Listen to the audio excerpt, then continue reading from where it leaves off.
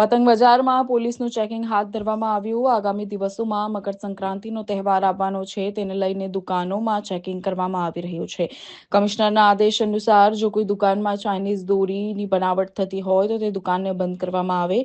જેથી કરીને ચાઇનીઝ દોરીથી લોકોના અને પશુ પંખીઓને જે નુકસાન થાય છે, મૃત્યુ થાય છે, તે ન થાય। ઉત્તરાયણના તહેવારમાં દુકાનદારો પોતાની દુકાન આગળ રસ્તા ઉપર લઈને આવતા હોય છે, જેને લઈને રસ્તાઓ પર દબાણો વધી જતા હોય છે, જેને લઈને રસ્તાઓ બ્લોક થઈ જાય છે, જેનાથી ટ્રાફિક સર્જાય છે અને લોકોને પણ ભારે હેરાનગતિ થાય છે, જેને લઈને ગઈકાલે રાત્રે પોલીસ ચેકિંગ હાથ ધરવામાં આવ્યું હતું। વડોદરામાં ચાઇનીઝ દોરી બેન છે, જેથી કરીને જે કોઈ વેપારી ચાઇનીઝ દોરી બનાવતી હોય તો દુકાન બંધ કરવામાં આવે તેવો આદેશ આપવામાં આવ્યો છે। આ સમગ્ર ચેકિંગ અભિષેક ગુપ્તા ઝોન 3 ડીસીપી દ્વારા તેમજ વાડી પોલીસ સ્ટેશનના સ્ટાફ દ્વારા કરવામાં આવ્યું હતું।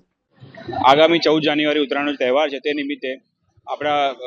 રિસ્પેક્ટેડ કમિશનર સાહેબ અને રિસ્પેક્ટેડ એડિશનલ કમિશનર સાહેબના સૂચનાઓ અનુસાર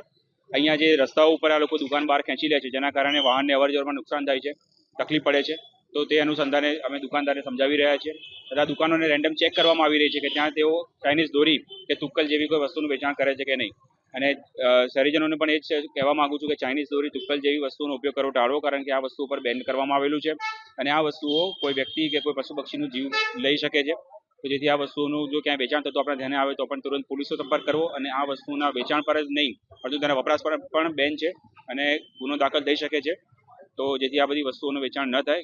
જે બેન વસ્તુઓ છે જેવી કે ચાઇનીઝ દોરી, ચાઇનીઝ તુક્કલ, તો તે બાબતે અમે એમને સમજાવી પણ રહ્યા છીએ અને સાથે સાથે અમે દુકાનો રેન્ડમલી ચેક પણ કરી રહ્યા છીએ અને દુકાનો જે રસ્તા ઉપર આવી ગઈ છે તેને અમે અંદર ખસેડવા માટે પણ એમને જાણ કરી રહ્યા છીએ।